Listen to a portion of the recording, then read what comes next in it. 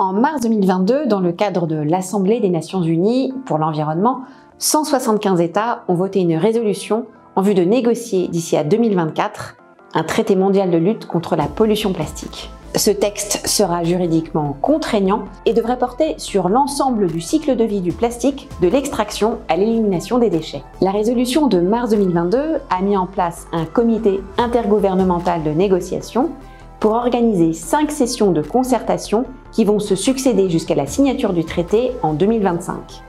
Le premier round, INC1, s'est tenu en Uruguay fin 2022.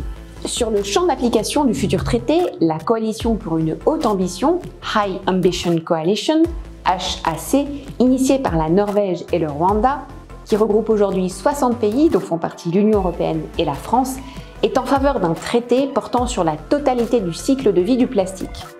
Les États-Unis, l'Arabie Saoudite et le Japon sont un peu moins ambitieux. La prochaine session de négociation, INC2, se tient à Paris à l'UNESCO du 29 mai au 2 juin. L'un des principaux enjeux est qu'un objectif de réduction soit acté et devienne le fil conducteur des négociations à venir. La question du soutien financier aux pays premières victimes de la pollution plastique, États du Pacifique, nombreux pays d'Afrique et d'Amérique latine, doit également être de nouveau abordée.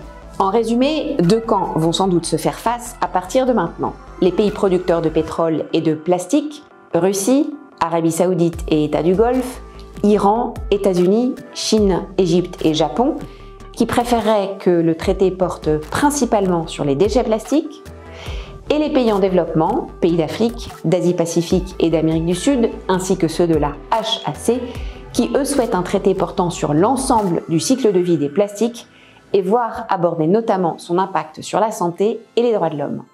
Ce texte est considéré comme la principale avancée en matière d'environnement depuis l'accord de Paris de 2015.